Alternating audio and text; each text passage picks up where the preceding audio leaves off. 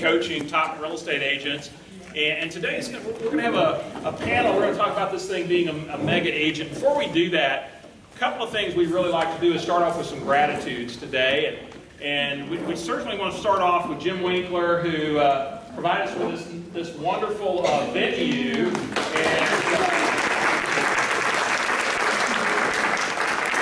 got a little construction project, a little bitty construction project. Jim, tell them about what you have going on, and thank you for helping us have this happen today. Thank you. Welcome everybody, first of all. Good morning. I can't wait to hear the mega agent stuff. This is cool. But no, we have a 56 condominium project under construction. If you haven't heard about it or seen it, it's right here in the development, right behind the Starbucks. It's called Shoreline on Lake Conroe. It's 2-bedroom, 3-bedroom, and 4-bedroom units. We're going to be complete. Our first buyers are moving in January of this coming year. We're at the stage where we're putting the roof system on as we speak. Last week we gun-ited the 2 swimming pools and the hot tub, so we're making some good progress. And if you have a buyer that's interested in this type of a product, if you come out and you're standing on the balconies, we can actually now look down and you can show the people where the swimming pools are going to be at and the hot tubs and all that kind of stuff. But it's a cool development.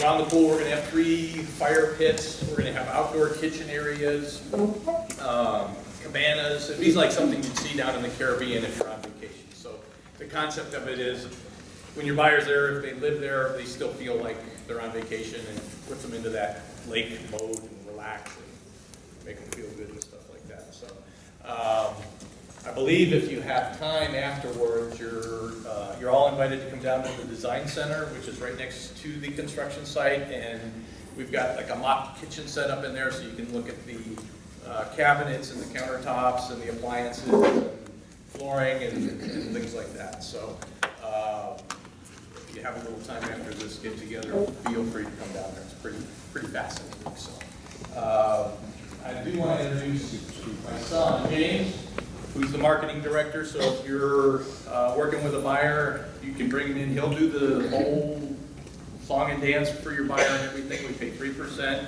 We'd love to have you join us. And then this is my wife, Lynn. This is actually her venue. I don't have anything to do with the venue. I'm the maintenance guy, so all the pretty stuff you see here is my wife gets the credit.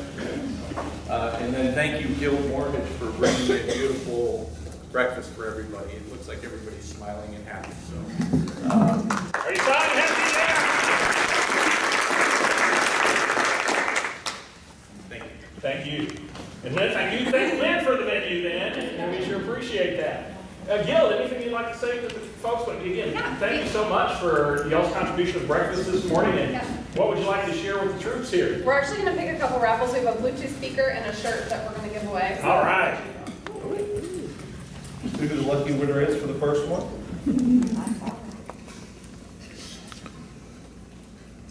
Let's see. Got Matt West. He's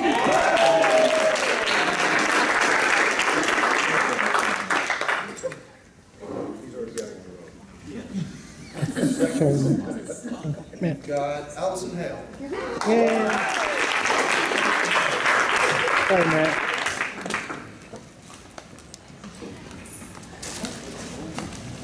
And thank you guys for coming, and thank you for letting us sponsor. And I'm Jessica Taylor with the Taylor team and Guild Mortgage, and I just want to introduce some of the people on my team real quick. Derek Taylor is branch manager and also my dad. So Let's clear that up right now. She's not my wife. My wife is actually over there. Debbie Taylor, she we call her a little bit of everything. She's our IT lady, team manager, events coordinator. She wears a lot of hats. And then Ashley Gann is one of our loan partners. Raise your hand. And then just real quick, wanted to say that one of the differences between Guild and other lenders is we are a direct lender. So we keep and service most of what we do, which enables us to do some things that other lenders can't. So if you have a buyer that's been turned down by another lender or needs to get qualified, then we would love to help them. And one more, sorry, Ben Hobgood. He is one of our inside sales agents and was helping us with greeting this morning. So thank you guys for having us.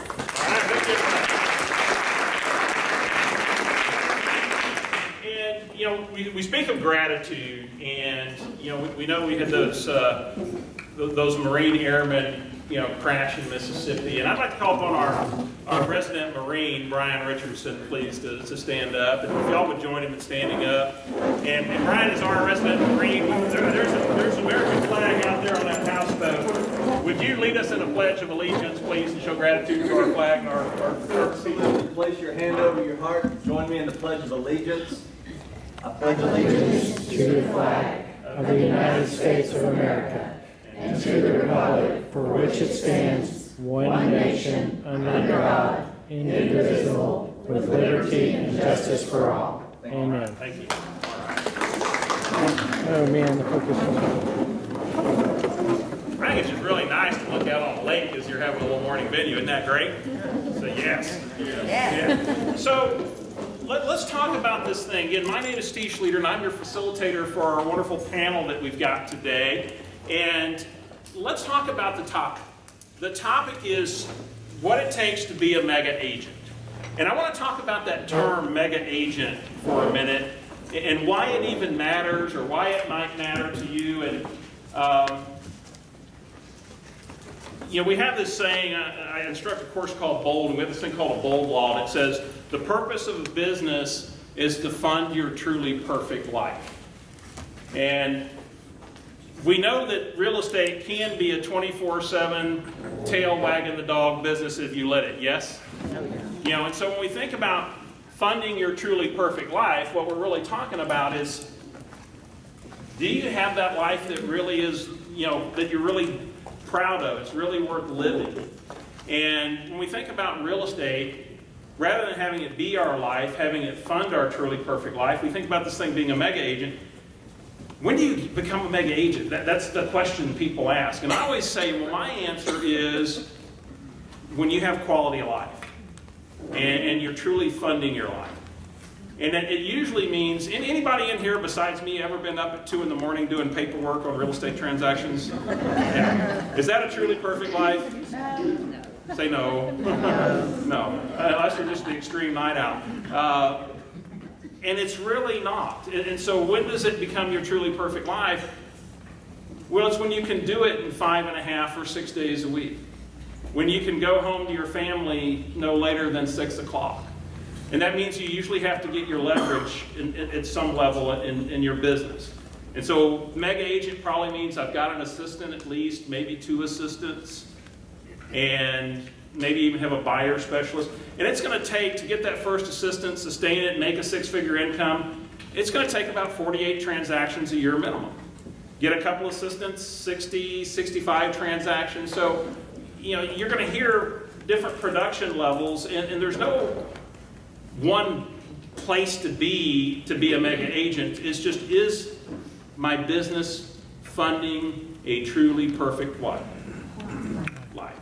And so with that in mind, I'd like to go ahead and introduce our panel of mega agents who I know are funding truly perfect lives. And so we have on the right, everybody say hello to Dane Gates. And in the middle we have Ryan Cutter.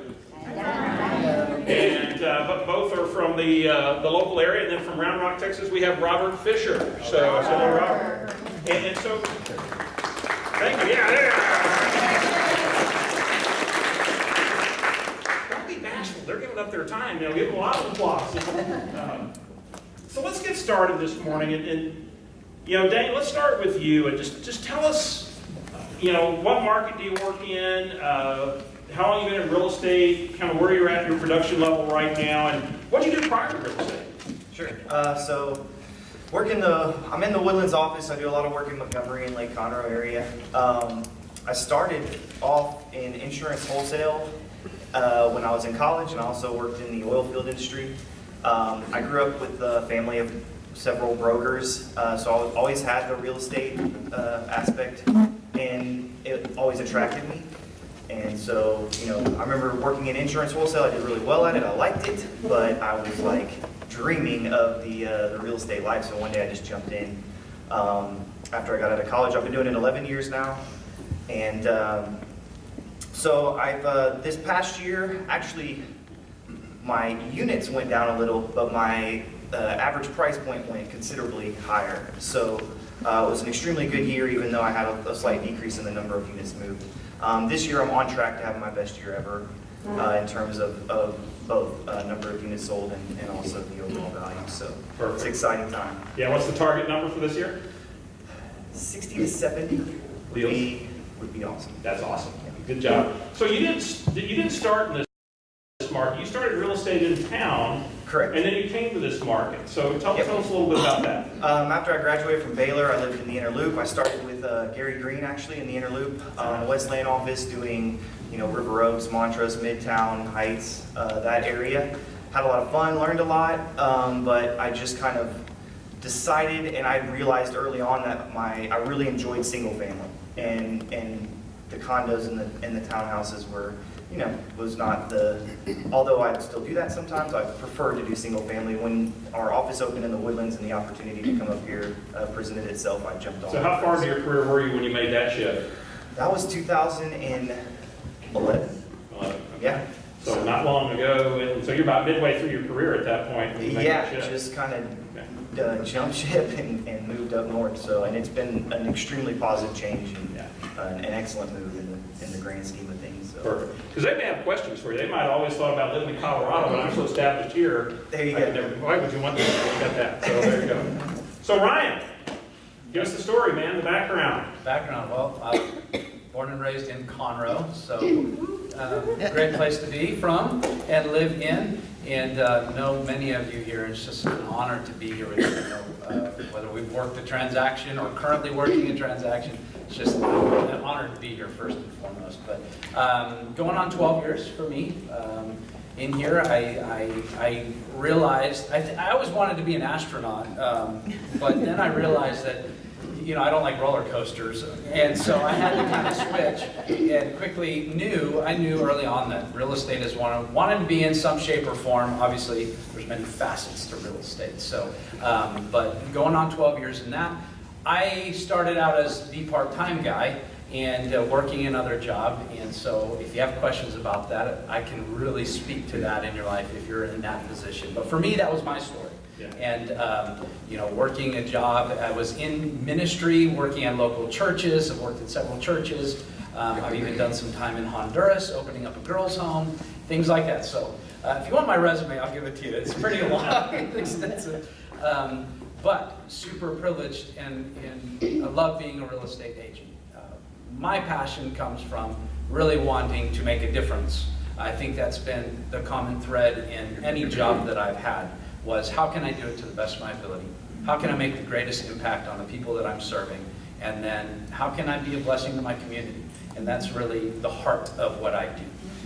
Taking part-time transactions, going from 20, 30, 40 transactions part-time, and this being only full-time for the last, right at 2 years in my world, and taking those 20, 30, 40 transactions to 55, then 120 last year, personally, on personal production. Good job, good job. Well, and you think about that, and we'll talk more about your journey, because you had a lot of handcuffs on you in the early part of your career, not being able to promote and do those things because of the capacity you were in on your JOB and your profession at that point. We'll come back and talk more about that later, and then look what happened when you just turned it loose, right? So good job, man. Awesome. So, Robert. My name is Robert Fisher. I'm from the Austin Round Rock area. We close anywhere last 4 years between 200 and 300 deals a year. Have a great, amazing team. We've been in the business 10, going on 11 years now, and absolutely love it. It's been awesome. It's been a great journey. It's been a blessing without question. Before real estate, it was my goal. I wanted to be a millionaire before I was 30, and I was going to go boom or bust doing that. I can say that because I went bust.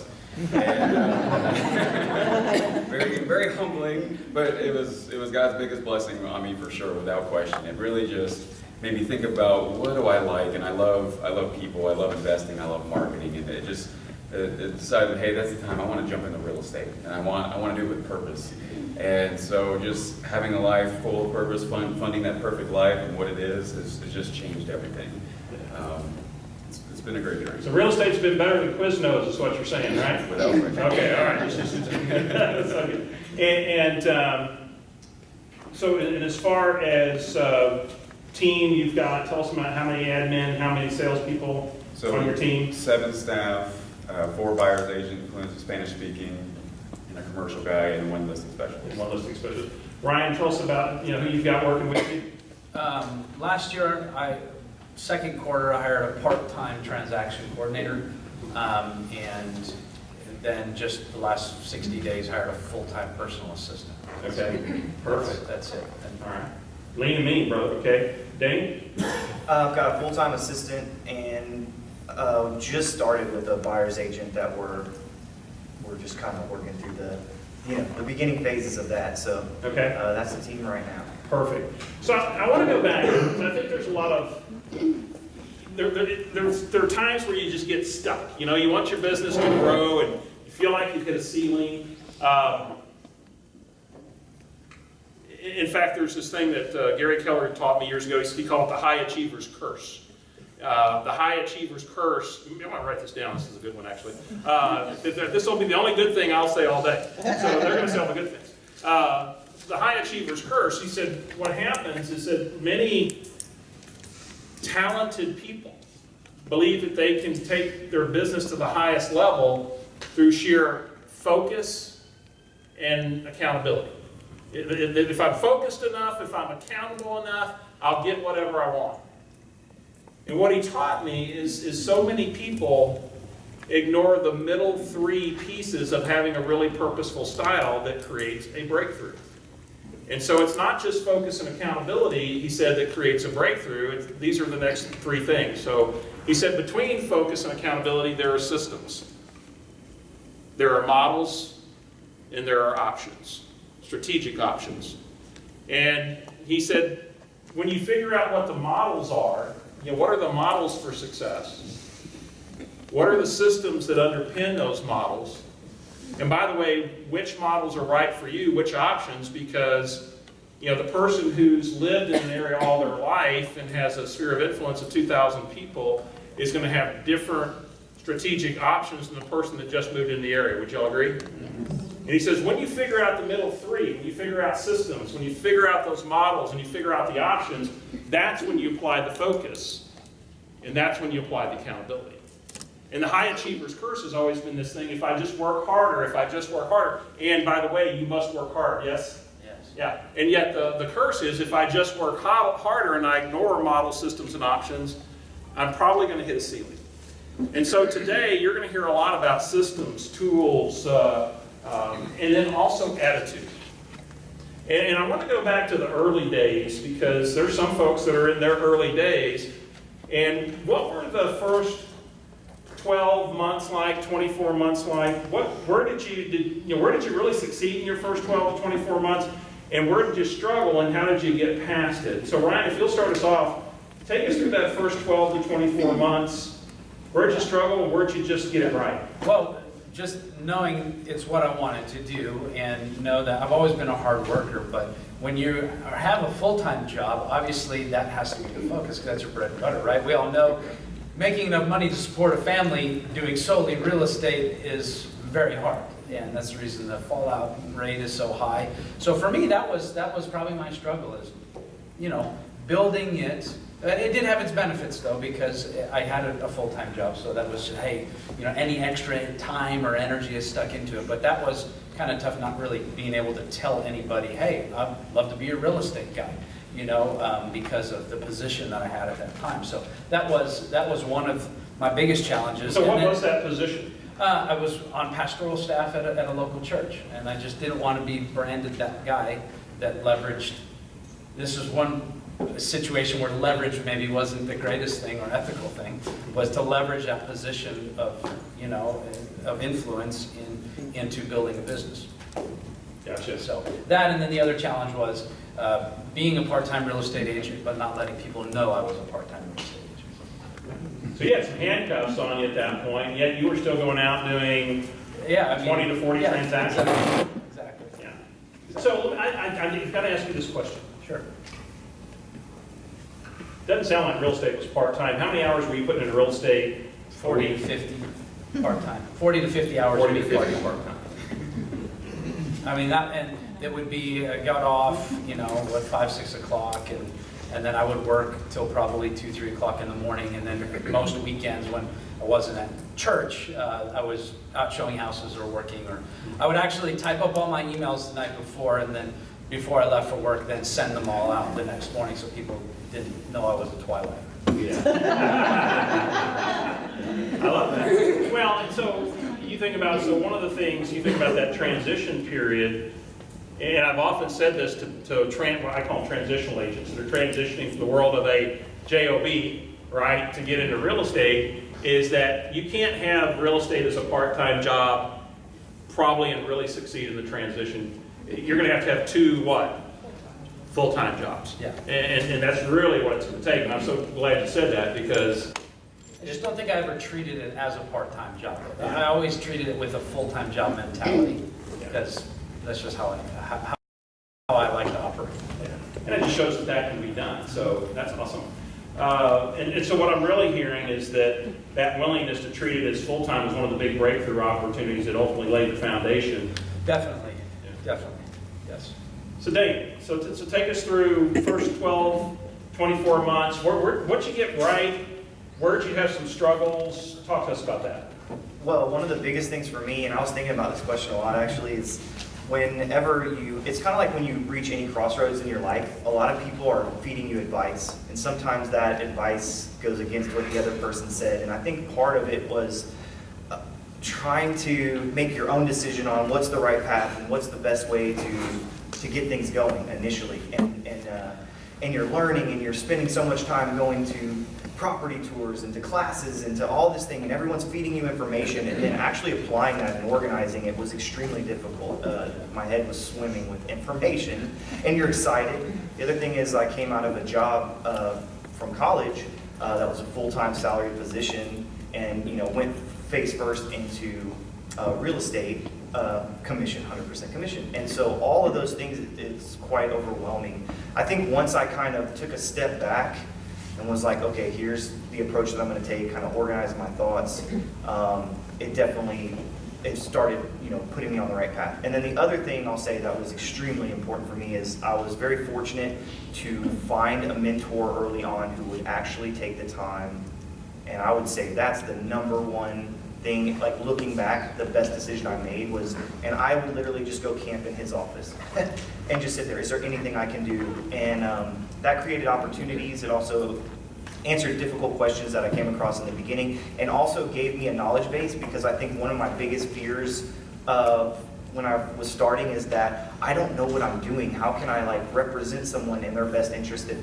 this is the first time I've done it? Yeah. And so having that support structure there was extremely beneficial. You said another thing. You talked about be there. That too. Talk about that. Yeah. Well, one of the things I noticed early on, and I came from a corporate type job to where it was Monday through Friday, 8 to 5. And so I had that mentality when I went to real estate and when I went into the office. And what I realized is there was tons of people not doing that. And I'm just sitting there going, how did they expect to do anything? And I would hear people complaining. That's the other thing. You're in there getting coffee in the morning complaining, nothing's going on. And I just started noticing those people were the people that were not showing up. And something my dad said and other people throughout my life has been suit up, show up, get it done, be there. And so I just made it a point. Sometimes I would just be sitting there thinking of what to do, but I'm there. And opportunities present themselves and just naturally when you make yourself available to them. So that was a huge thing that helped me to get going, and other people noticed that. That's why the mentor took the time because he saw that I was making a true effort. I really wanted to be successful, and so that was just being there, getting dressed, showing up every morning was extremely important. So rather than commiserating with everybody else who's complaining, everybody showing up, you built those relationships with people who could really help you. And by the way, the great thing is I know that talented people, they always want to help. You know, they always want to contribute, and you know, they don't get enough phone calls to be asked for help, and they always desire to help. So, Robert, first 12, 24 months, what'd you get right? What were the struggles? Walk us through those early days. What I got right, I'll start there since that's a shorter list. You can kind of go through that. But I did know right away from the beginning the database was the most important. I mean, I would go out and go to a networking group and I'd get a business card and I'd get giddy. I got 20 business cards. I went back home, I stayed up late and put them all into the database, and just from the very beginning that was ingrained in me. So I knew that was good. The second thing I probably did right, I just made a commitment that no matter what it is, I'm always going to give someone the truth. I saw a lot of agents that would, you know, they would bend it this way or bend it that way because maybe they needed a sale or maybe they needed this, and to me it was, I'd rather tell you the truth and you decide that you don't want to list, and then you know that you have someone that you can trust for the rest of your life. And so I saw that pay dividends later on down the road. One thing I kind of learned is, and I say maybe I did this right, but also it was kind of learned behavior, is being number 2 is okay when you first start off. I'm very competitive, so that's weird for me to say out loud. But in the sense of, there was this business book that was written, I forget the name of it, but they said, you know, being number 2 is okay because eventually number 1's going to mess up. And I tell my agents this now when they come into the business. It takes a little while for people to think of you as a realtor. You're going to have friends, you're going to have family members, and all sorts of people that decide, oh, I'm sorry, I'm not going to list with you, I'm going to list with someone else. Or I'm not going to buy with you, I'm going to buy with someone else. And I see so many times people take a step back and say, oh, gosh, that's going to hurt our relationship. And they would break the relationship because they chose a different realtor. I tell them to think the opposite. I say that's a chance for you to go love on them even more. Just say, hey, try to win the business first. Don't use that as an excuse not to go after the business.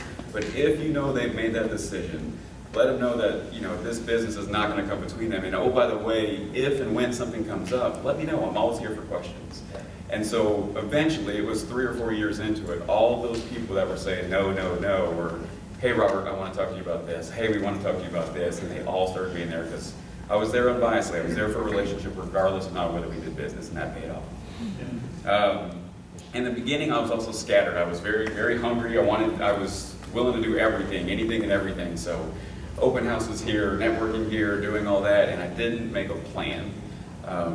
The stats show that all the top producers,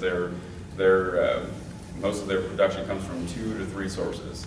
And so we get so scattered and we want to do all this, and there's only X number of things that you can do in real estate to get business anyways.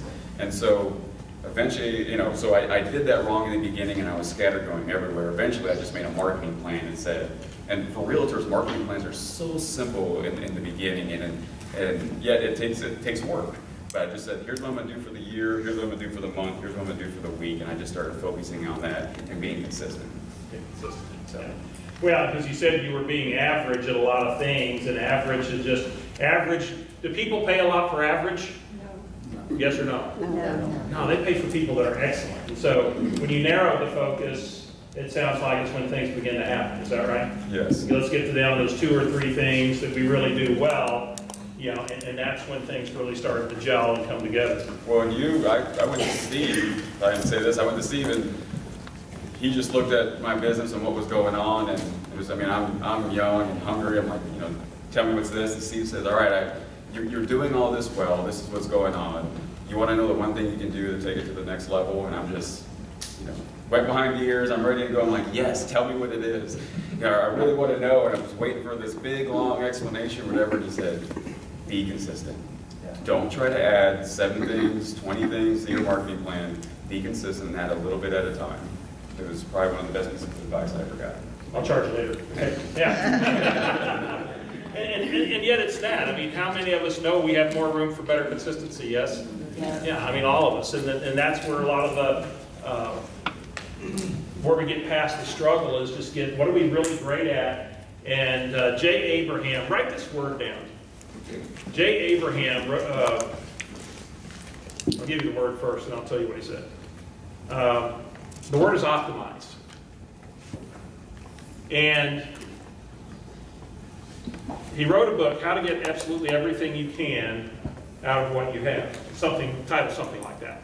And he was the marketing guy at a lot of the Tony Robbins events. And at Tony Robbins Business Boot Camps. And Jay Abraham would talk about this word optimize. He's going, if you're going to do something, now how do you extend the reach or the outcome or the potential of that one thing even more, or that relationship, or this day? I'm going to lunch. Well, who can I go to lunch with? You know, or what's the 5 most important phone calls I choose to make today? And it's just getting a little clearer versus just in reaction to, easy to get in reaction, yes? Yeah. So, Ryan, let's start with you here. When we go through, think about the first big breakthrough in your business, meaning you had a big jump in production, things really felt like they were gelling. What drove the first big breakthrough for you? Going full-time. Okay. To break it down. That makes sense. Because I was like, hey, if I'm maximizing my part-time hours and I could get it to here, obviously, you know, I could work smarter and work more. I'll work and don't stop. So, well, when we talk about goals later on, I have some goals that kind of counteract that. But for me, going full-time was there, you know, reaching, 40-something transactions, or 40-something clients that I was helping, was my limit on those part-time hours. So going full-time was it. I think, there was just a little side note and of something to do. As I think of the story, like when you're buying a car, right? Okay, I want to name the car, white Chevy truck or something like that. When you are going and you're getting serious about it, you start seeing white Chevy trucks everywhere. I mean, we're in Texas, so you're going to see white Chevy trucks everywhere. So maybe, let me use something else. Maybe it's a VW Bug or something. You're going to start noticing that everywhere you go while you're sitting on the water, you'll learn everything about that. I think for me, there was a time in that process, even at part-time, it's a blessing and a curse, my wife will tell you, but I really had to hone my ears and my senses to be cognizant of any real estate conversation that was going on around me, to the point of like we're in a restaurant and I'm trying to relax and all of a sudden I hear the table behind me talking about, I hear a keyword like sell or list or buy or, listing or, any of those, and all of a sudden, I wish I would have had multimedia because there's a little gopher, this YouTube sensation video. Has anybody seen it where it was like, burr, burr, he like his face looks at the camera. That was me in a restaurant anywhere I go where you just hear people talking about that. So for me, then realizing I'm doing this, and my wife points it out, I was like, why do you do that? That was a big breakthrough, I think, other than going full time, but just knowing that, I'm getting ninja-like, it's like the reflexes are there, and I'm aware of what's going on, and then not having the fear to go up to them and say, hey, I heard you talking about wanting to sell a house, just want to let you know I'm here to help. Now, here's the cool thing, Ryan. I'll bet you didn't hear a single word they said until they said one That's it. word. That's how I'm talking. It's like I was trained for it, but just being aware, and you have to be deliberate about that if you want more business. So by the way, that's called the reticular activating system, your RAS. It's part of your brain that picks up those things when you create that programming that things are really important to you.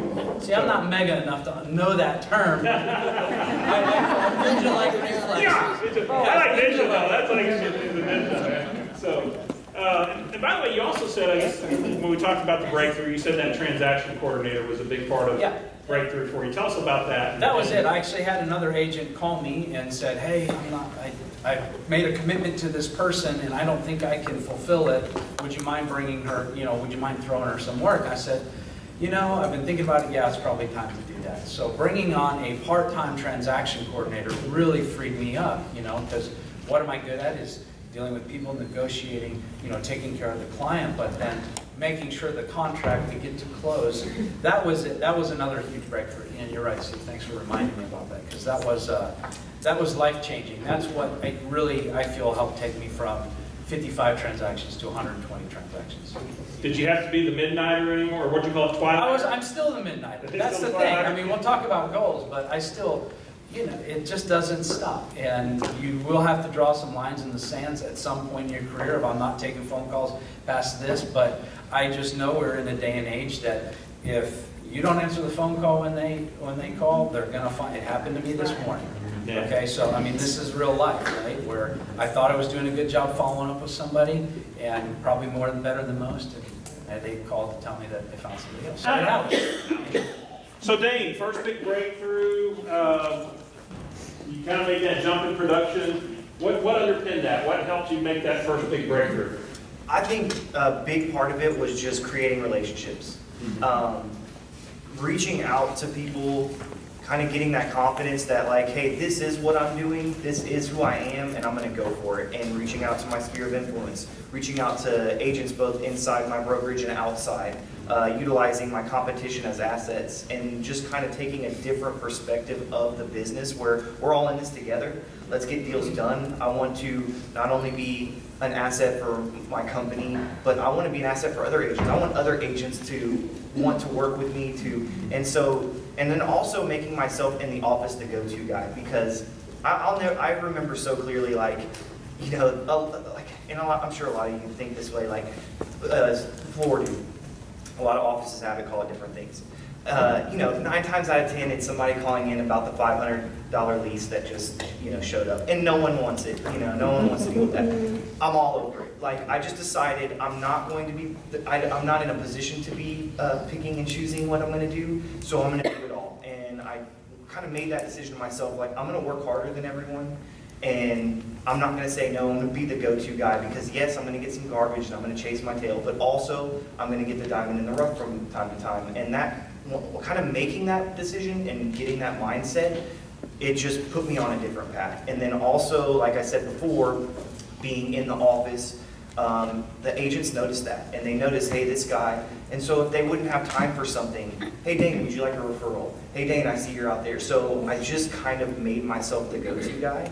And for me, it just allowed me a lot more opportunities. It also built confidence among other agents in my office. And it started to get me out there and get some experience. And so it built my own confidence, and it was just, that was kind of the decision I made. Because like I said before, a lot of people, they want to treat it like a 9-to-5. They don't want to work weekends. They don't want the $500 lease. They don't want, and I just made my decision. I'm going to do whatever I can. And that was just kind of. So one point you said was build relationships. Go a little deeper on that. So in that, you know, in that time of early breakthrough, where were you building relationships? How were you building relationships? I hear some of it internal. Just a little bit deeper dive there. Sure. So one thing is, I started noticing, obviously, that there's a lot of people in the business, not just realtors, that want to help you. Mm-hmm. And not only does it benefit them, but you know, it also creates a network for them if they have referrals in a certain area and they know you're there and they can count on you. And so I just realized early on that aside from just obviously being in there and grinding, that creating these relationships with lenders, with title companies, with coaches, with radio stations. I went out to a radio station and there was a real estate radio show, and I just made it a point to get to know that guy, and ended up getting on the radio with him and stuff like that. And I just realized that getting them to know me, knowing them, and then of course the agents in my office that I knew were just killing it. I wanted to be their friend, and just did whatever it took to do that. So good job. All right, Robert. So first big breakthroughs. You go back and you think about, you know, where you made that first big breakthrough. What underpinned that breakthrough? Without question, it was hiring an assistant, and I didn't even hire right, but it's still, they say a good transaction coordinator will save you, 9 to 13 hours per deal that you're doing, and much less hiring an assistant can save you 30 to 50 hours a week. And in my head, I was like, okay, even if she comes in and saves me 20 hours, what if I bank, another 5 hours with my family and 10 hours of prospecting and 5 hours of something else? Like, you start to allocate that time, that just allows you to kind of fly through. And it was, again, I did not hire right, and it doubled our business. You got it wrong and you doubled your business. Does that not sound like you got it wrong? Don't do that, though. Now, well, so let's dig deeper on that. What do you mean you got it wrong? What was wrong with the first hire? So I was talking, I think, with Oscar about this. I hired in the beginning out of loyalty, because as I was going through the interview process as a I don't know if you know disc analysis and that kind of stuff. As a Heidi, someone just likes to get stuff done and go through all that. I didn't like the interview process, so I tried to shortcut it.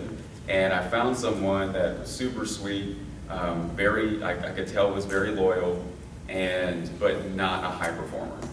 And I really think and so I brought her in, and I was doing, even though she saved me all this time, it was still babysitting, I was still having to set up systems, I was still having to check over her shoulder and do all that, and it was just, I hired out of convenience and out of loyalty, because I assumed, I hoped that she wouldn't leave, but in reality, I hired for where I was, not where I was going. So you hired a Kickstarter instead of self-storage? That's right. Yeah, and when we think about, and of course today they talk about the world of assistants. And in the world of assistants today, when you talk about somebody for where you're going, one of the things that we hear a lot is hire, instead of an executive assistant, you want to hire a what? Assistant executive. Assistant executive. Does that cost a lot more money, or just for that kind of talent, or is it just a little more money? It's a little, when you look at it on a yearly basis, you step back and like, oh, that's a lot of money, but really you're hiring them for the next 3 to 6 months, and really 3 months you should know whether they're going to fit. And so if you're spending an extra $1,000, $2,000, or whatever it is to bring that talent in, it's going to be more money, but they will make you more money without question, and then you can get them to their goals and vice versa. So that whole idea of, because many things, I think that becomes a trap. We see it too often, what you said, which is we hire for where we are instead of where we're going. Gretzky said a good hockey player skates to where the puck is. A great hockey player skates to where the puck is going, where it's going to be. Nobody here listens to the hockey girl, so there you go. Who's Gretzky? There you go. So I want to talk mindset for a second, because I think part of what makes you gentlemen so successful is you have a very powerful way in terms of which you think. I think too often people think if I could just do what these people do, I would have what they have, and be really happy and things would be successful. I want to dive into your mindset a little bit, because we say 90% of success is mindset. And Robert, I'm going to start with you. And what were some of the limiting beliefs that you had that in your career that you have had to overcome to move forward? And how did you overcome those limiting beliefs? Talk to us about limiting beliefs, and maybe a big one you had to overcome to really move forward in your business.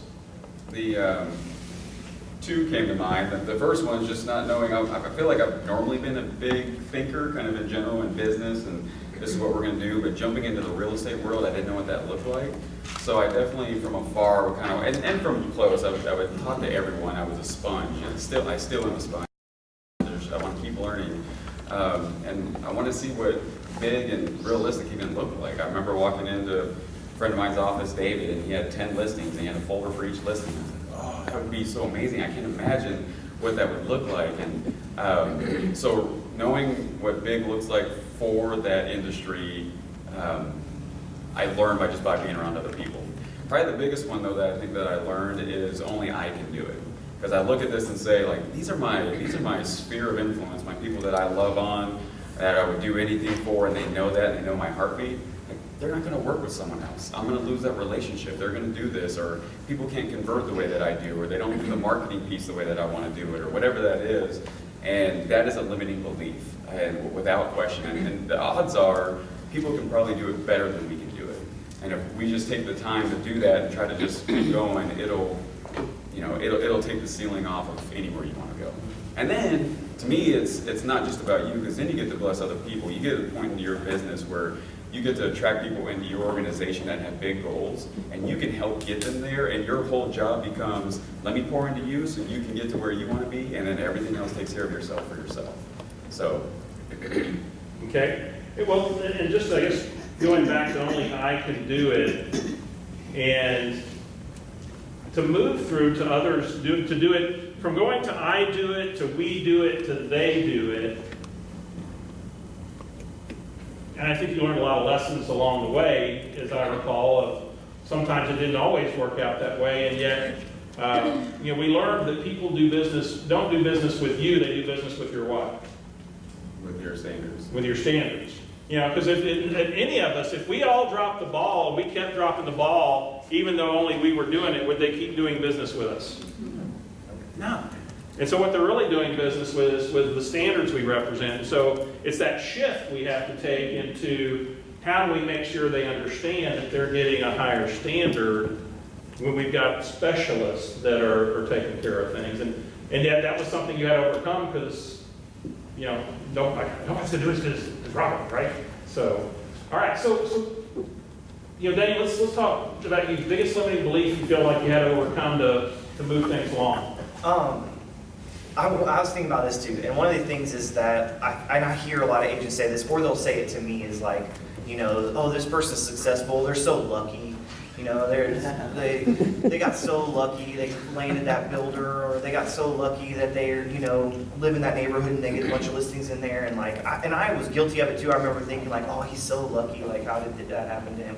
And it just limits what you can do because you're looking at it as, oh, they're lucky. You're not looking at it as they worked to get that. They did what they had to do to be successful. And I think like overcoming that mindset of oh, they're so lucky, or this person's so lucky, or they haven't made, or, you know, their parents were big-time realtors and just gave them the business, and understanding that, no, like, even if that's the case, they have to maintain that. They have to work hard to keep that. It's not just something that you're lucky in getting. Yeah. So I think kind of putting that out of my head and saying, no, they're not lucky. They've worked hard for this, and like, I can do it too. Kind of like what he was saying is like, only I can do this. And for me, it was, I can do this, you know, and kind of changing my mind from, oh, they're so lucky, I hope I get lucky like that, to I can do this, I got to make it happen, was a big break. Well, one of the other things you talked about was the complexity of problem-solving things and how that was a little maybe fearful or intimidating early on, and Right. you had to overcome it. Expand on that.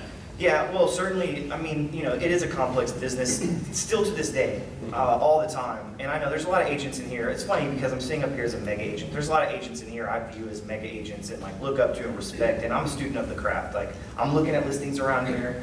I'm looking at what they're doing. I'm looking at their production. I'm like, you know, one of the first things I do when I look at listings is click on the realtor and like, how many listings do they have? What do they have sold? What have they been doing? I mean, I'm just endlessly looking at that kind of stuff and like, how do what just like game plan. And another thing is like what you're mentioning is initially it's overwhelming, and there's a lot of things that come your direction that you don't necessarily know how to take on. You know, one is the mentor thing and having a support structure of people that you can go to that can lend advice, but the other thing is understanding that this is a problem-solving business.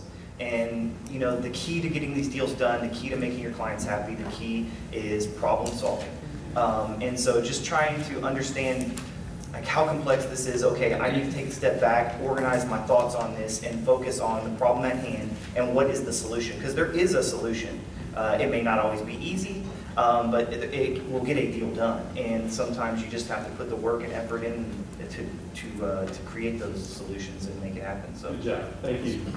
So Ryan, when I asked you this question, you said, fake it till you make it. Yeah, I mean, that's a motto I live by. So tell us about that. No, I mean, somebody told me that many, many years ago, and I mean, it's kind of funny, and you know, you could get in trouble faking it in real estate, right? But you know, I think what it boils down to is don't make excuses. You know, I just kind of echoing your echo on that echo, you know, not making excuses, because I think one of the greatest attributes a real estate agent can have is to be resourceful, you know, and I think that means a lot. I mean, there's answers all around us.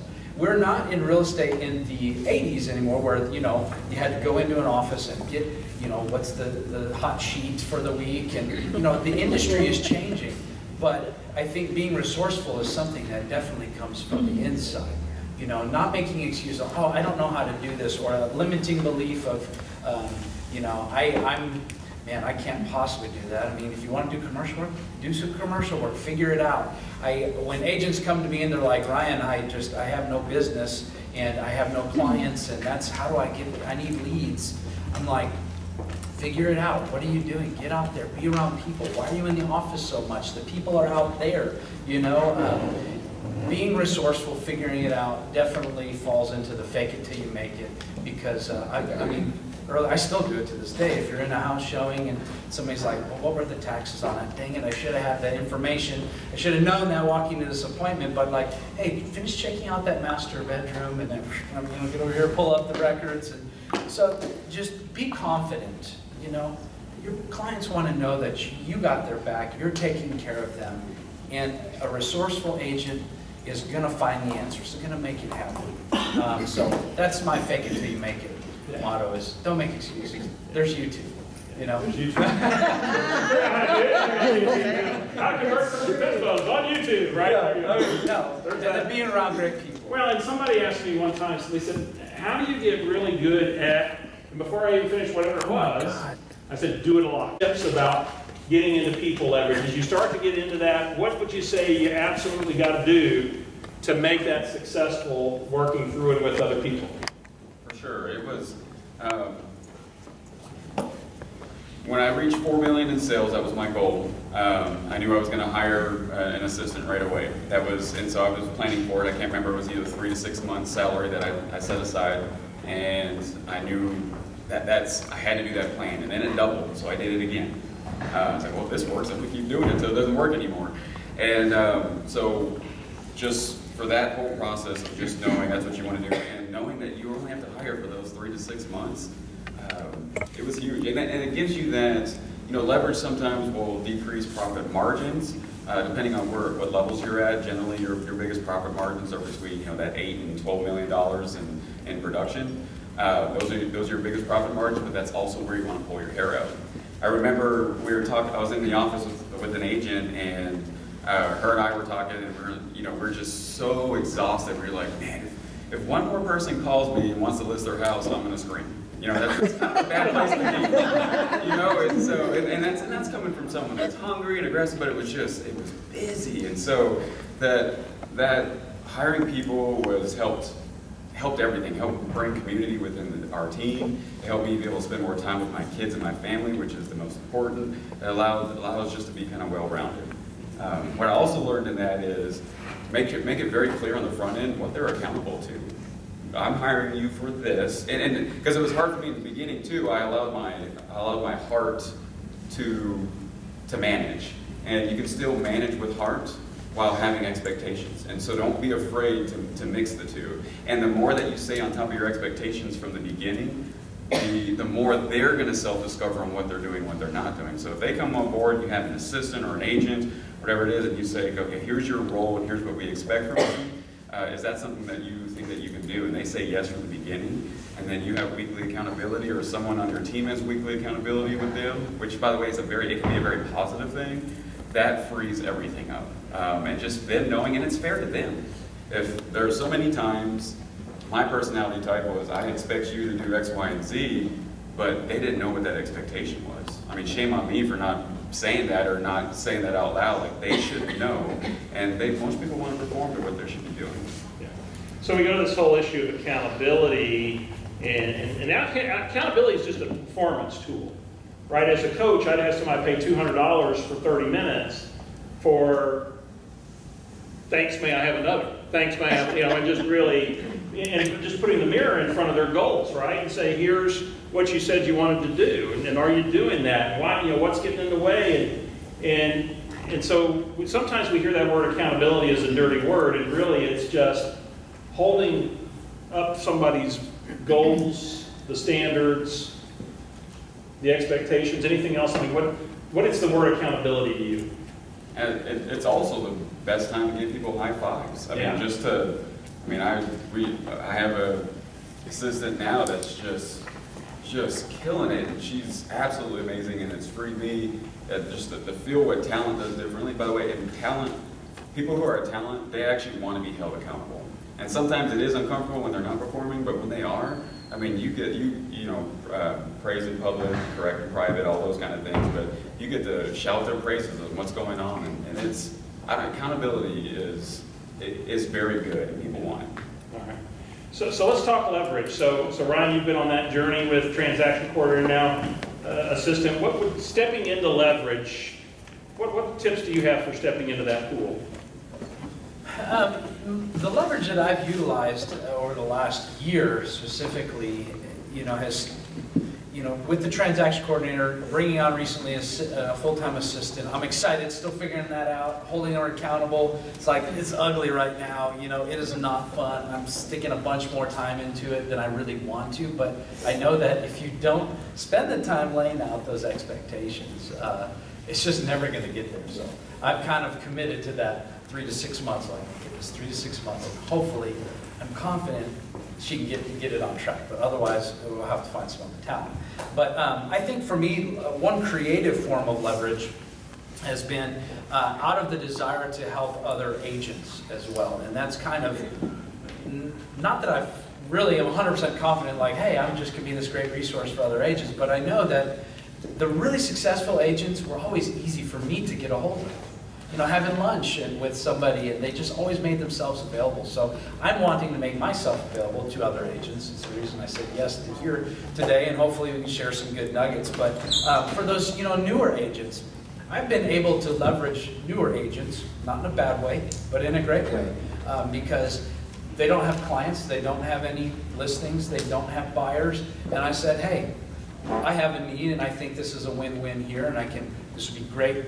We talked about learning by trial under fire or getting out there. So I've been able to leverage them and say, hey, I've got an agent, or I've got a buyer. I've told them I've got this team. Do you want to be on it? Do you want to just, even if it's just a day in membership, and go out and shows this clients. I go, hey, don't feel like you have to answer questions. I've already prepped it up to say, listen, Susie's going to meet you at these properties. You're going to take a look at it. She's a showing assistant, okay? And I'm here to answer any questions you have. That is something that I started last year that also really, for me, that was even more so than a transaction coordinator. That was something really cool that I had never heard of doing. But for me, it was a great tool to use. It was a win-win. It gave them the experience of getting out there. What's it like to get out of my car, use a super key to open the door? I mean, that's the real life practice, right? Instead of being shaky and nervous, I just took all the tension and stress out. It was like, hey, just open a house for them. Let them walk through. Make good notes of their questions, and I'll call them when you're done. And so that has grown into something really beautiful and unique, and I love it. And these agents are now doing transactions of their own, and they have that confidence. So that's a unique leverage. I just got a very unique vision for you, Ryan. What's that? Ryan Cutter, Assistant of the Day, Groupon coupon. I mean, I like to be creative, so I'm open to anything. It's like, the showing assistant of the day. Who wants to spend a day with Ryan Cutter? Go to Groupon, pay a certain amount, you go to charity, and you get to hang out with Ryan for the day, and that could be cool. I like where that's going. That could be cool. I'm getting a vision here, man. I like that. All right, that's cool. So that's There's one other thing that you shared with us I think that's really important for them to hear. And all of you kind of said this, and I want you to expand on it, Ryan, because Robert and I have seen a lot of people do teams, and some people are doing this whole team thing because they want to be lazy. They don't want to go out and do the work. And so if I just get people to do all the work, and that really doesn't work. One of the things you said is, before you get leverage, you really got to, well, you tell them what you told me. Yeah, I mean, I think I'm a business guy first, right? That's my background. I have an MBA and all that type of stuff. Not that the degree really does anything, but that is my background, and that's the way I think. But in office settings, there's always like, hire for your weakness, like hire for your lack of, and staff up around your weakness more importantly. But I know even before a transaction coordinator is you have to know your skill. Like you have to know the business. And I think that is very important before you consider leveraging, even with an assistant or a transaction coordinator, which I think is a great first hire to leverage your time. But you have to know how to do it because your reputation's on the line. You can't just, hey, make sure all this is good and then hop in the back seat, and that's the quickest way to end up in jail. So know your craft. Know your craft really well. Then, when you can't do anymore, then you hire. And then you can't do anymore, you hire. Right. And that's where it goes. So, and I know you've just tipped into that. So any leverage tips you want to throw in there, Dane, as well, about stepping into that pool? Yeah. I'll agree with him. The assistant thing, for me, the hardest part is like, I was starting to feel success, but I'm also killing myself. I felt like I had two jobs. I spend all day going to listing appointments, putting out signs, putting out flyers, running around to meetings, and then I'd get home at night, eat dinner, go back to work, do the paperwork. So I felt like I was working two jobs.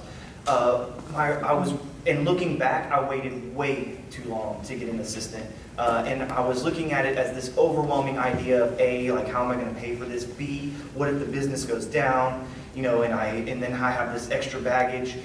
C, I'm extremely detailed, and I'm like OCD with my paperwork and with the way I do things, and like handing over that control to someone else was extremely intimidating to me, because I'm like, what if they mess this up? They're gonna make me look bad. I could lose clients over, all these overwhelming. I wasn't looking at the big picture, which was what they can do for you and allowing you to grow.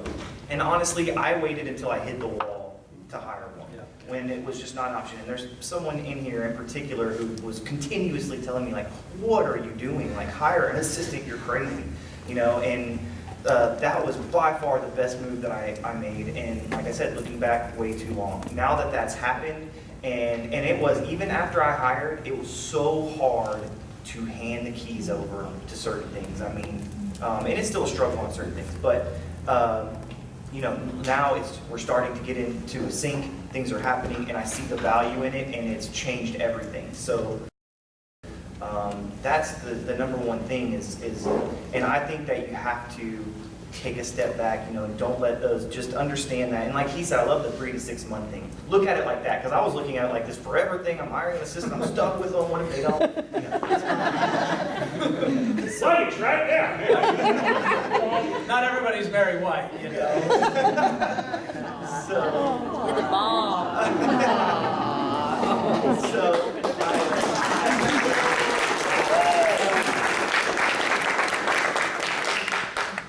yeah, and so that was the move. And here's the other thing is, there's a lot of people out there who are very good who don't. The other thing I was worried about, because I actually did try and hire an assistant, but actually what I hired was an agent wanting to learn. And so got them in, got going, it was great, and then they're like, oh, I can do this, gone, just wasting a bunch of time, and I'm frustrated. There is, but what I found is there is people out there who don't want to be agents. They want to be administrative. Yeah. And so, that excites them, that's good for them, they like the way that works. And so once all of it came together, I think that's the biggest learning lesson, was just like, you've got to let go to a certain extent, focus on what you're good at, have somebody there supporting you, and making that leap was game changer. Yeah. So Perfect. I want to go to a real fundamental. This is an area where any of you can get into action today. And I want to step into the world of lead generation. And particularly our database. You started off with the conversation about database, and I want you to, the context I'd like you to consider here is, we've got, say, an average person in your sphere of influence. They're a good relationship, so there's somebody that you're going to take care to lead generate to. And so if I'm the average, good sphere person, a good A quality client, if we were ABC ranking them, a good A, how would you touch me over the course of the year? So Robert, if you start us off with, just so somebody in your database, an A, they're not the A++, just an A, how do they get touched over the course of the year from your team?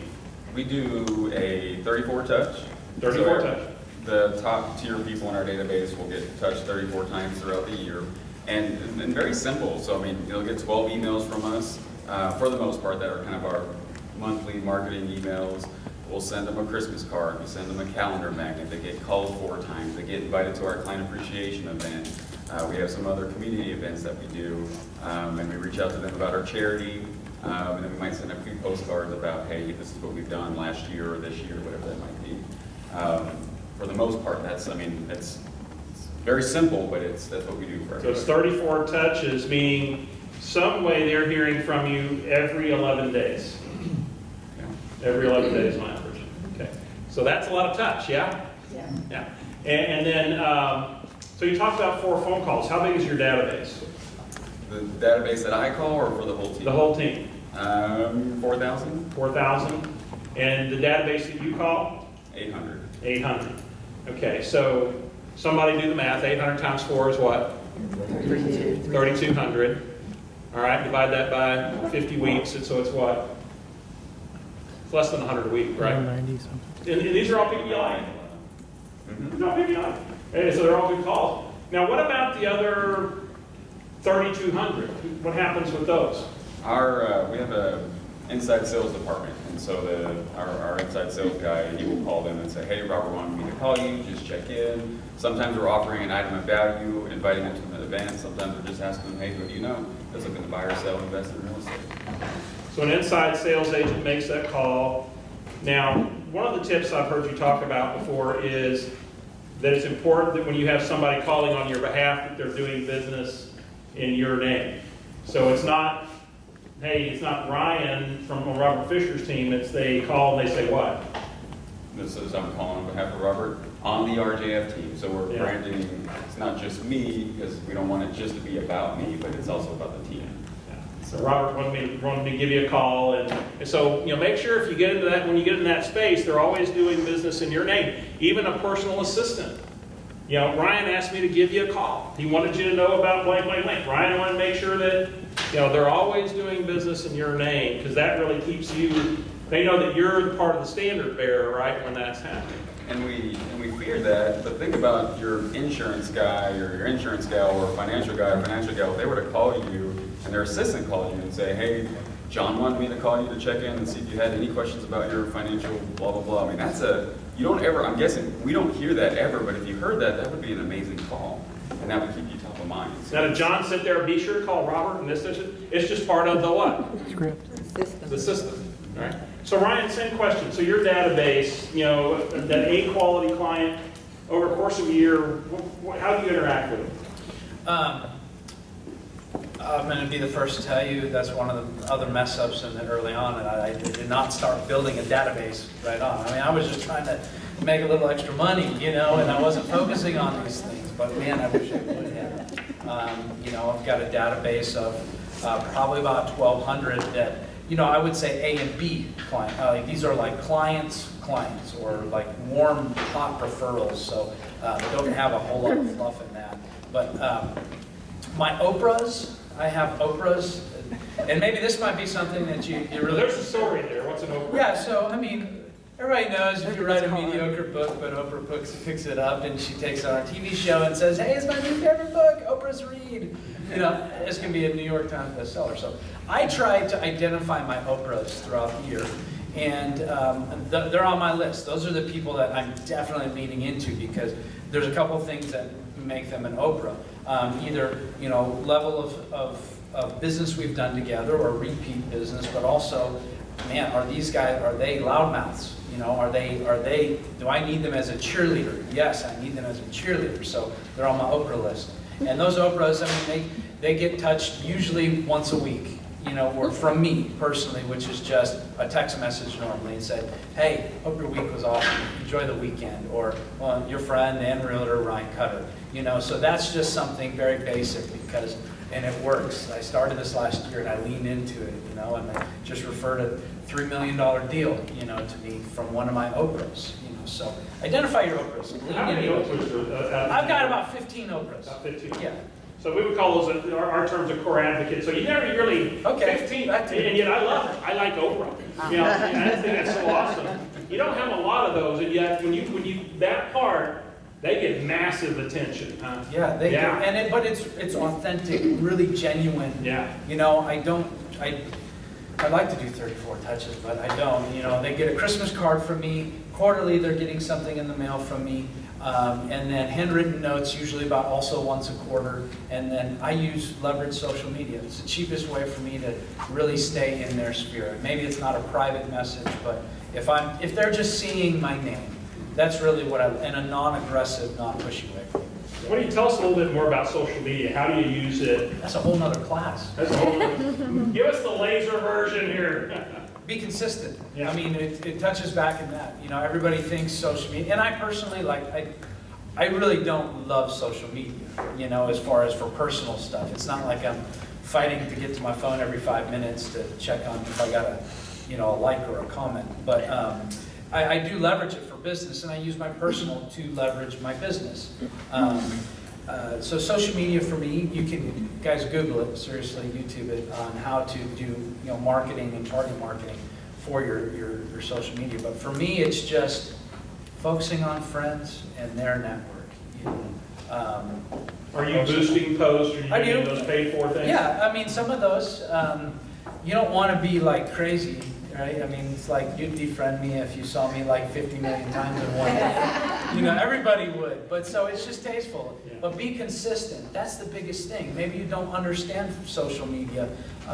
Seriously, as another class. But I will tell you this, just be consistent. Maybe it's something 3 times a week. But people have to see that consistency. I had a client call me a couple weeks ago because we're in busy season. And he called me, and he's a big social media guy. He goes, hey Ryan, this could be a good thing or a bad thing, but man, have you been slacking on your social media? I was like, oh man, that hurt. Because yes, I was slacking. But people will notice. I say that to say people notice when you're not being consistent. So informative, something about the community. Don't want to be the person that's always just pumping your listings. Or, hey, just close this and, you know, be real. Well-rounded and consistent. Dan, database. So those key people, the Oprahs, I love that term, thank you. I love it. Yeah, I'm stealing that. I So, trademarked it. you know what they say, creativity is behind the source, so thank you. And so somebody who's an Oprah, you know, or just that average person in the database, or in your network, how are you touching them? Tell us a little bit about. Well, and that's something that over the course of my career has changed consistently. And unlike him, I didn't start right away, but I did learn early on, this is important, keep these people. And so I did, you know, I tried this business, and when it comes to marketing or databasing or any of these, I've tried all kinds of stuff.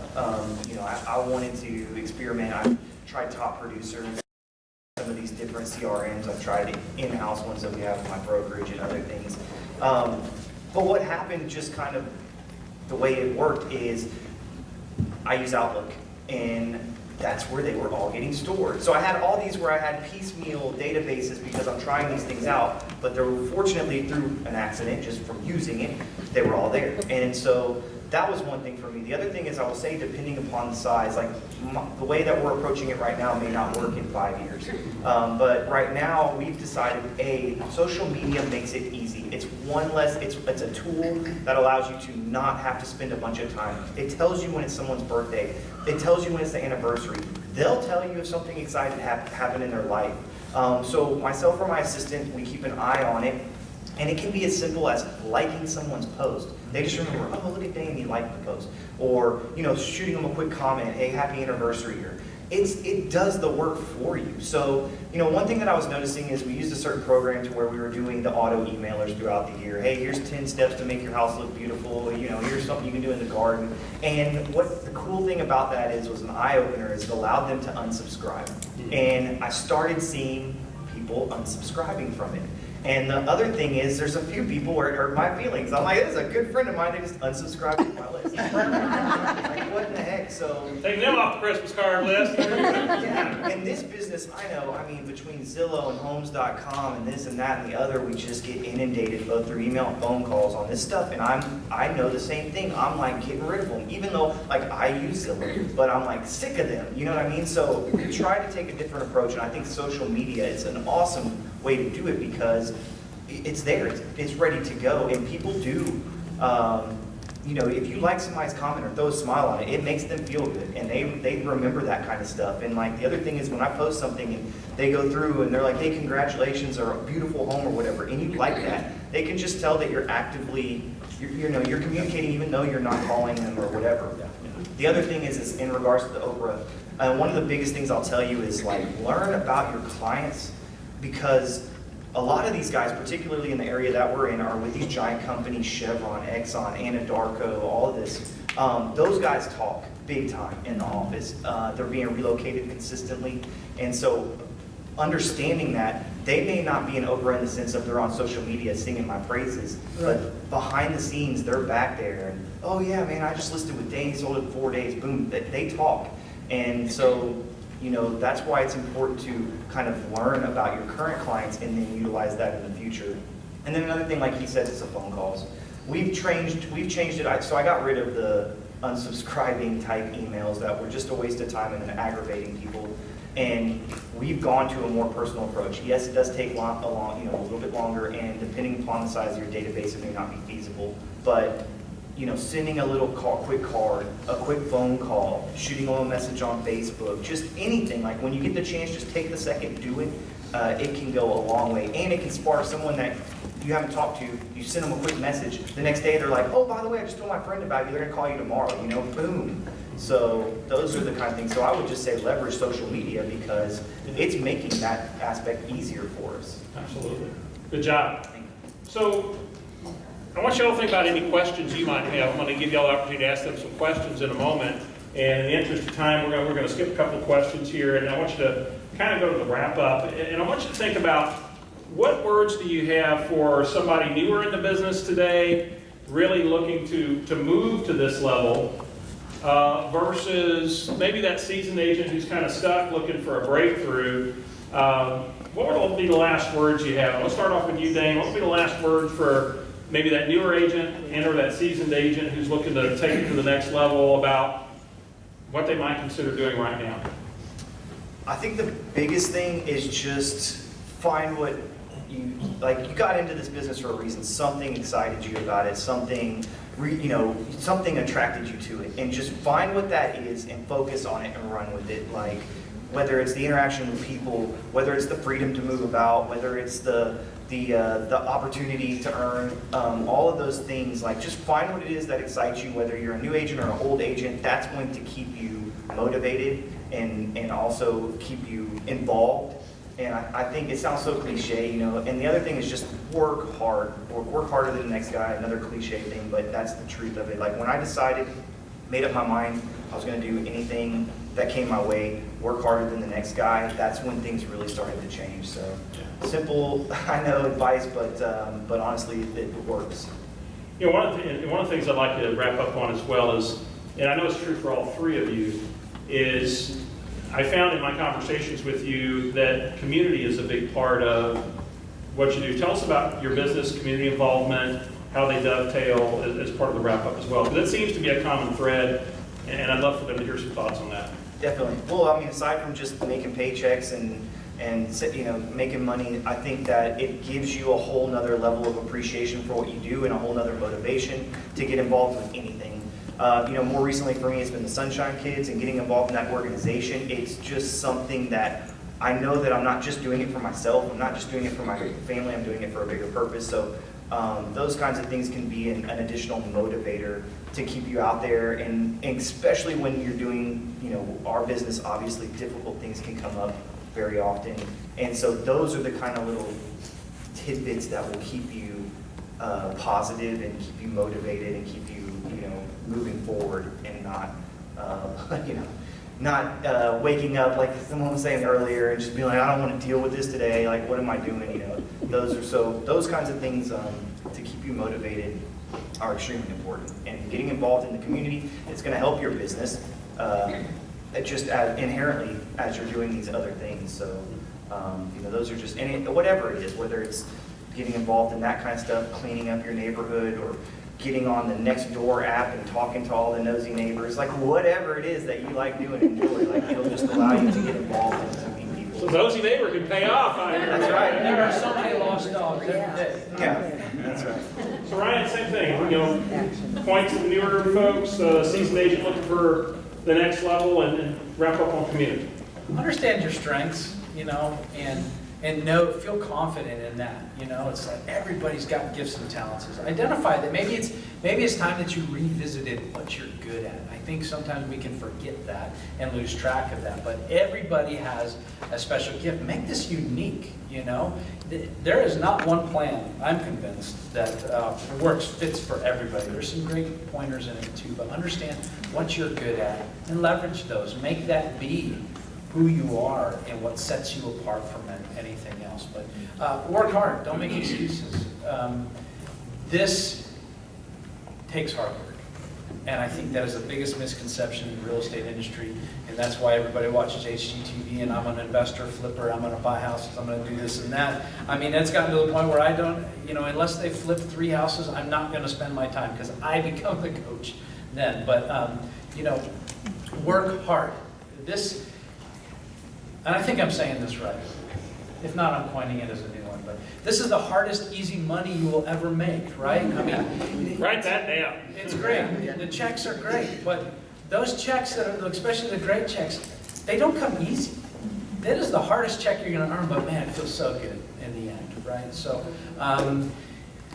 being thankful, I mentioned that earlier, that really permeates what I am. So maybe you need a thankfulness checkup from the neck up, you know, and just really go back to the roots. If you've been doing this a long time and you feel stagnant and stale, hey, look back at the great accomplishments you had over the years. Be thankful for that. Maybe that'll regenerate you to go and tackle the next 10 years. If you're new, still be thankful. You know, be thankful that you made it through school, that you passed an exam. Be thankful that there's a room of great agents like this around you that, hey, listen, it's easy to find me. My cell phone number is online. Call me anytime you want to. But this is another thing I love about our community. Okay, we've got great people around us. We've got different offices represented here, but something I have found, and what I love about Montgomery County, and why I'm so proud that I was born here, is that we got great people. You know, when there's great people around you, there's no excuse to not be successful. So don't make excuses.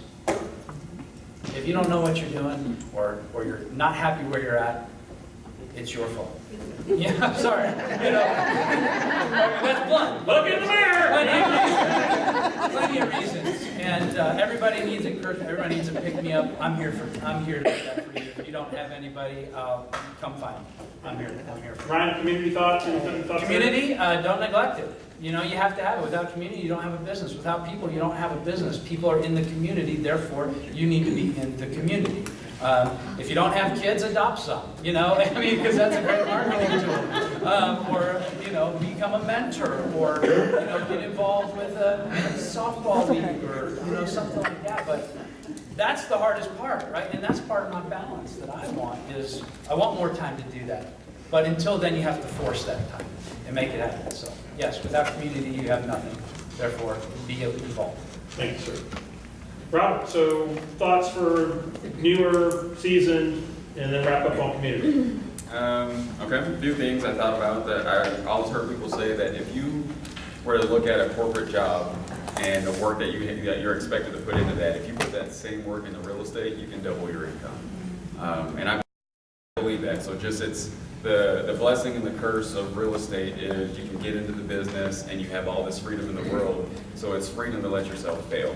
But if you focus yourself as if you were a W-2 employee somewhere else where they're saying, you got to come here and work and this is what you do, you can just go wherever you want to go. The second thing I thought about is, if you haven't read it, read the Millionaire Real Estate Agent book. It's the roadmap on how to build a business. It's the best real estate book in my opinion. One thing that was big for me or whatever, just looking at is, look at it, I talked about being purposeful in the very beginning, and just thinking about the end in mind. When I'm gone, you know, my hope and my prayer is that, you know, I can leave a legacy. And what does that look like? And it looks different for everybody. But know that, you know, so many times we get tied down in today, and we get stuck in the trenches, and there's so much that's going on, we get frustrated or whatever. But man, if you're trying to make a difference in the community, if you're trying to love on other agents, you're trying to love on your team, you're trying to love on your family, there are so many ways to do that. And if you can kind of glance down the road what that looks like, man, we get paid to really just to love on people and be entwined in the community and do it with the right heart, be very altruistic. And if you look at it like that and you're doing that, it frees you up for the things that you want to do. So that's big on our side. And for us, so we started, it's funny how we bookend this. I guess you can't say it's bookend yet, but it's on the front end, we started with community, just having parties, inviting people over, like doing that all the time, and we love that. And that was our community. So we created a community with our friends, with our family, and bringing all that together. On the back end, as we continue to grow, I mean, we started a charity. And last year we raised, with other business partners and stuff, raised $30,000+ to give back into our local community. This year it's going to be between 50 and 80. And it's our goal is and we don't want to just do that for us. You know, it's our charity, but we're teaching the community how to go look for that need. Tell us about that need, let's do it, let's vote on that need. So we have a whole voting process around it. And we're involving businesses to get involved and help give. We're involved in the community to go find that need and tell us what it is, and then we can give back to those that probably would have been noticed before. So that's been huge for us, and I could go off on a whole other tangent on that, but it's been amazing. Well, and I think about community, and let me ask you one question on that. You get the nonprofit you put together. What's your vision for someday how much money y'all will be able to give away a year? $1 million a year. $1 million a year. So right now it's 30,000, going to 80,000, going to $1 million. To get to $1 million, how much community involvement is it going to take to get to $1 million? So just you think about the big vision, to go give $1 million away means I got to go spend a lot of time with people who are on the same mission to make something happen in our community. There's and I don't know if it was Harry Dent, the economist, or if it was Collins in Good to Great. One of the two said, do we have problems in our country, yes or no? Yes. No? Yes. Do we have problems in our country, yes or no? Yes. You don't participate, it's all right. One of these gentlemen said, who in here is a baby boomer? Okay, now I have a mission for you. Collins or Dent, whichever one it was, said that all the world's problems could be solved by you. Oh, great. He said, Let me get right here's on what he that. said. He said there's more talent, there's more wealth, there's more management skills, there's more desire and passion in this generation than there has ever been. And if they will step up, if that generation will step up in the world of nonprofits, all the world's problems could get solved. We don't need government to do it. And I hear what y'all are, whether it's Habitat or going and building a shelter, and what country was it? Honduras, and can you solve problems? Yes, you can. And then doing it with other people, what all is possible. So what questions do y'all have for the panel? I'd love to take a few minutes and have them field a couple of questions, then you'll go over to the sales center over here and take a look. Yes, sir. I'd like to know from each one of them, what's the one marketing thing that you do that brings more business? One marketing. So start, Robert, real quick. Have parties with people. Events. Events. Okay, parties. Okay. Okay. Skip to him. Nate? Just reaching out to past clients, honestly, and getting the referrals from that. That's been a top generator. Just reaching out to people, that simple. But just calling them and saying, hey, how you doing? Is there anything I can help with? Or before you call them, do a little 5-minute research on their neighborhood. Hey, I noticed there's a listing down the street. Man, I hope they get that. It'll be great for your value. Just anything to spark a conversation with them. And that's been huge, especially this year. More than ever, I'm getting more referrals, direct referrals than ever right now, and just from reaching out to them.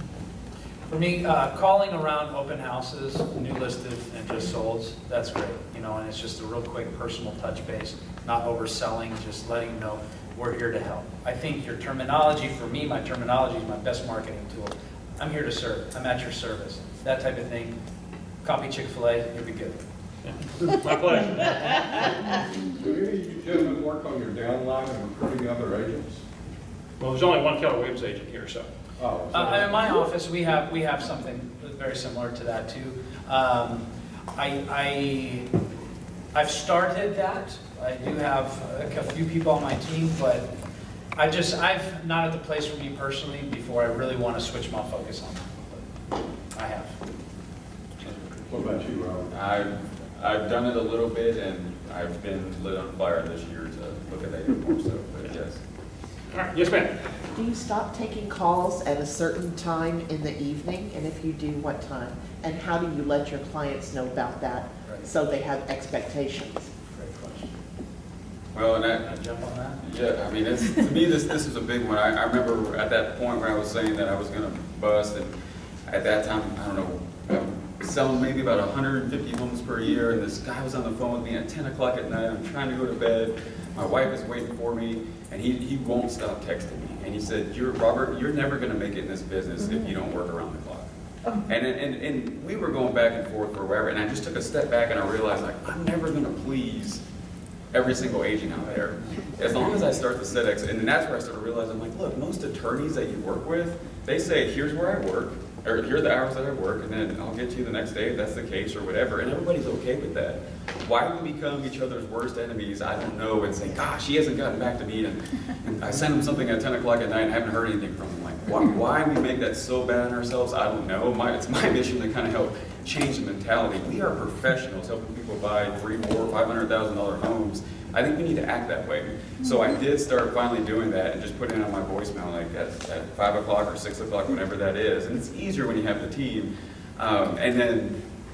So I just let them know, and then I let my clients know too. And when we had the team, you have to sell it to them a little bit too of, here's why you don't want that. When this happens, when I work around the clock, I get burnt out. When you have someone that's working for you that's burnt out, are they gonna do better or worse at what they're doing? And you show them the picture of, you don't just get me, you get my assistants, this is what you're doing. During the day or during this week, you're gonna get about 120 hours worth of time working for you. And so that's more than whatever, all this other stuff, banks are closed, title companies are closed, we'll get it done. We'll get it done the next day. So you've got to put and then we still struggle with that because this is a longer answer, but my ultimate goal is, I don't want it's not about balance for me, because that's, as an agent, I think that's easier to create if you're very intentional about it. The question is, how do you create a company organization about balance for everybody? And that's the mission there, and then that's how you do it, by putting the stakes in the ground, and this is what you do. And sometimes you get those hard workers that are just busting as much as they can, and they don't want to take that time, but I gotta keep coaching them to rein them in. So. Anybody else want to take that one, or you last one? I probably need to be more disciplined on this, but man, my wife hates it. When you get the evil eye, it's like, oh, this is probably a little too late. So that's usually my gauge. That's usually my gauge of, okay, I probably shouldn't take this phone call. But there's sometimes at 10:30 at night. So, but I want to get there. It's just time sensitive. I feel that real estate is time sensitive. Even I know option periods end at 5 p.m., but dang it, that midnight the night before is really tough, and everything's just so time sensitive. So eventually, I would like to have 2 phone-free days a week and not answer my phone after 8 p.m. All right, we'll take one more question, then we're going to wrap up. Okay, so right This here. isn't really a question. This is just kudos to both Brian and Dane. We have had transactions with both of them. I've never had a round transaction before, but I can tell from all three, integrity is huge. And I appreciate that with other agents. It's not about, when you do a deal with these guys, it's not about who's going to ride in on the white horse, and say, oh, look what I did. I mean, they really have integrity not only with their clients, but with the other agents that they work with. So I'm sure they'll hang around if you want to come up and ask some questions. Would y'all be able to hang around for 10 minutes or so? Yep. And then, we don't want to hold y'all up. I want y'all to give them a big hand.